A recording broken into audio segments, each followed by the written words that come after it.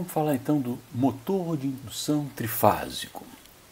E nessa primeira aula vamos falar sobre os aspectos construtivos e principalmente sobre a máquina elementar em corrente alternada. A gente vai ver que a máquina elementar ela tem características comuns, tanto do motor de indução quanto da máquina síncrona, que nós vamos ver no último capítulo. Vamos tentar falar sobre a força magnetomotriz de enrolamentos distribuídos e da tensão induzida no estator ou induzida no rotor em uma máquina em corrente alternada. O motor de indução trifásico ele é de uma simplicidade impressionante. Ele tem dois enrolamentos. Um no estator, que é o enrolamento trifásico. A gente vê ele aqui em volta de um núcleo de ferro. Aqui a gente pode ver eventualmente a fase A, a fase B, a fase C. As três fases do enrolamento do estator são distribuídas ao longo do entreferro. E o mais impressionante, me parece sempre, é o enrolamento do rotor. Observe que a gente não vê nada. A gente vê algumas barras e essas barras são curto-circuitadas nos seus terminais. Então, o rotor de um motor de indução trifásico, ele é muito simples e, principalmente, não tem nenhum contato elétrico com a parte estática, né? Ele roda, né? É como se fosse uma lata, né, fechada, e ele roda nesses enrolamentos. A gente vê algumas aletas para fazer a ventilação do motor, mas ele é muito simples, muito robusto, baixa manutenção e funciona muito bem. É por isso que é um motor muito utilizado. Aqui a gente vê mais um esquemático de um motor, né? A gente vê então aquela cara, né?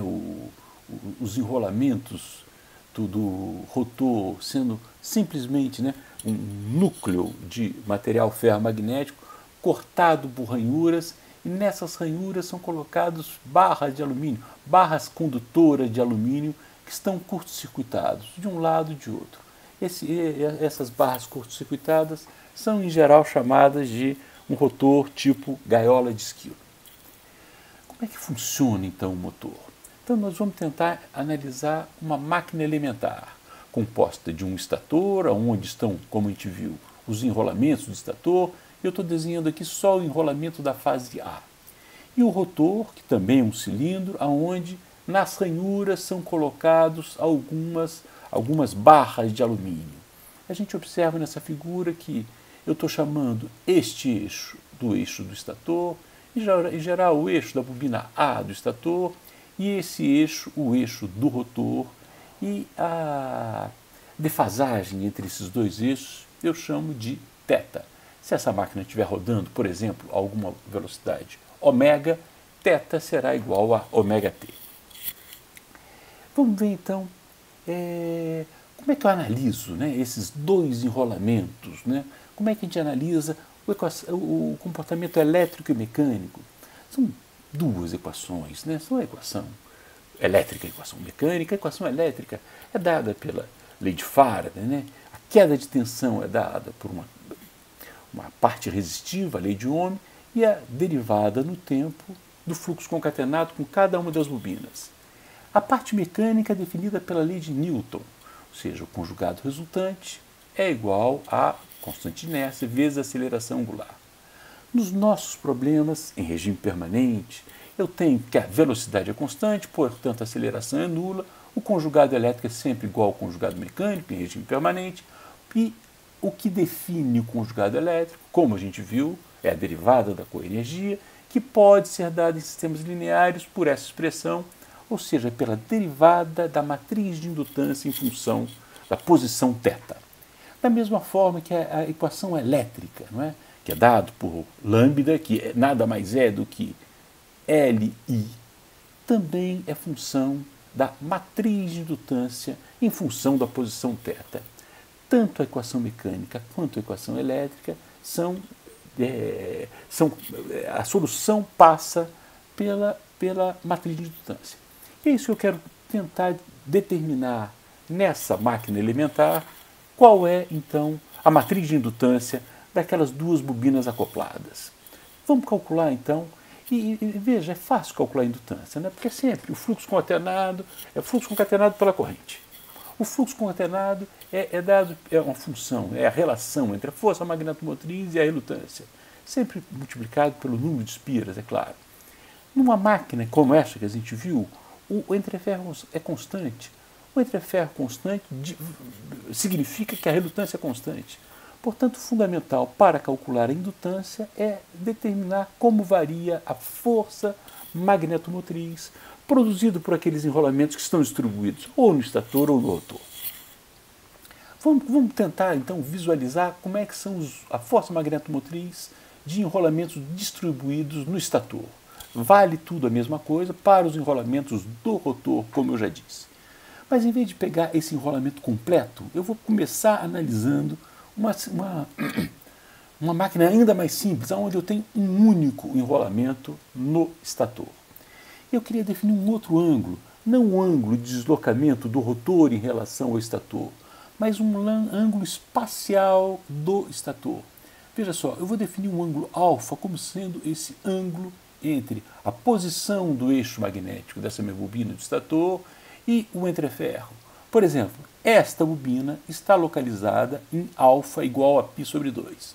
Esta outra bobina está localizada em alfa igual a menos π sobre 2. Então, esse ângulo alfa é um ângulo espacial e eu quero calcular a força magnetomotriz em função desse ângulo espacial alfa. Como é que eu faço, então? Eu quero determinar essa... E para calcular a força magnetomotriz, eu tenho que voltar à minha lei de Ampère, que já vimos, não é? E é fácil a gente determinar a lei de Ampère. A lei de Ampère diz, olha, eu faço um caminho fechado, né, uma integral de contorno, e eu começo a fazer um caminho fechado que não englobe nenhuma corrente. Portanto, essa é a força magnetomotriz. Aqui é igual a zero. E eu digo, então, que H1G1, se eu desprezar a relutância do núcleo, vai ser igual a H2G2. Certo? O que quero dizer isso? Quando eu quero traçar, então, a força magnetomotriz em função de alfa, tanto nessa posição 1 quanto nessa posição 2, a força magnetomotriz é constante. Se eu continuar, e evidentemente eu posso pegar esse caminho de integração como esse traçado, ou qualquer outro que não englobe qualquer corrente que esteja passando nessa bobina do estator. O outro ponto que é interessante pegar é exatamente uma linha de integração que englobe essa corrente I. E o que a gente vê é que H1G1 vai ser igual, menos H2G2, vai ser igual à corrente total envolvida. E o que a gente sabe é que, ao longo desse meu entreferro, o fluxo é igual a zero, portanto, o valor médio da força magnetomotriz tem que ser igual a zero. Se aqui ele é constante e aqui ele é constante, a diferença de um e outro é igual a I, portanto, a diferença desse cara para este cara tem que ser igual a I sobre 2. O jeitão, então, da força magnetomotriz em função dessa bobina exclusiva no estator vai ter que ser uma onda quadrada. Vai ser uma onda quadrada cujo valor de pico entre as duas bobinas vai ser mais I sobre 2 e fora da minha bobina vai ser menos I sobre 2, que atende aquelas duas condições de contorno que a gente avaliou agora há pouco. Evidentemente, quando a gente faz a análise para uma única bobina, eu prefiro estender para 5 bobinas, por exemplo, como da figura que a gente está vendo ao lado.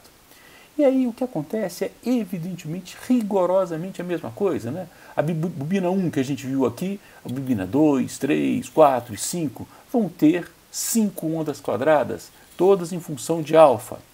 E a força magnetomotriz resultante vai ser o somatório dessas 5 ondas quadradas, que vai me dar essa onda quadrada que eu chamei de somatório daquelas 5 ondas. E é interessante observar que essa onda quadrada ela vai depender um pouquinho do tamanho da ranhura, não é? E da distribuição dessas ranhuras. E pode depender também do número de espiras que eu colocar em cada uma das ranhuras. E os construtores das máquinas conseguem fazer com que, com essa distribuição, definindo o ângulo, definindo o número de espiras, eu consigo ter uma força magnetomotriz produzida por aquele enrolamento distribuído, quase que é uma senoide.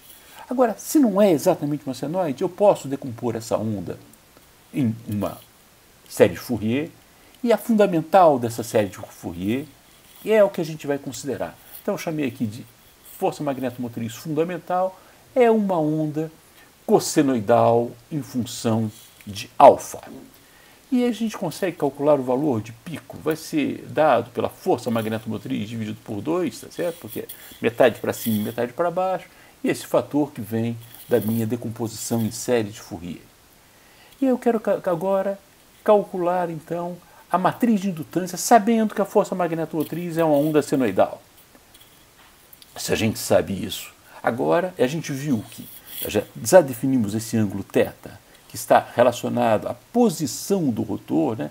Θ, se o rotor estiver rodando a uma velocidade ômega, θ será igual a ômega-t. Eu quero saber quais são as indutâncias que nos interessam. Ora, a indutância própria do estator, tendo em vista que o interferro é constante, seja qual for a posição θ do rotor, ela vai ser constante. O mesmo vale para a indutância própria do rotor. Seja qual for a posição θ, terá o mesmo valor. O que nos interessa mais de perto nessa nossa análise é qual é a mútua entre estator e motor. E a gente observa, evidentemente, que quando θ é igual a zero, ela é máxima, quando θ é igual a π sobre 2, ela é zero, e assim por diante. Então a gente consegue, já calculamos isso em outras partes desse curso, dizer que esta mútua LAF, que é igual a LFA, será um valor máximo quando θ é igual a zero, multiplicado pelo cosseno de θ. Quanto que vale M? É super simples, né? É o número de espiras do estator, número de espiras do rotor, dividido pela relutância do gap. Isso é interessante porque nos ajuda a calcular o valor da tensão induzida. Se eu boto uma corrente contínua IF no meu enrolamento de campo, faço ele rodar a uma velocidade ômega, quero saber qual é a tensão induzida. A tensão induzida, quando ele está em aberto, ou seja, quando IA é igual a zero, vai ser, esse cara vai embora, vai ser a derivada no tempo do fluxo concatenado com a bobina A, que nada mais é, já que IA é igual a zero, LAFF. Então, calcular VA vai ser aquela tensão interna que a gente tem chamado, que vai ser igual a IM vezes derivada no tempo do cosseno de θ.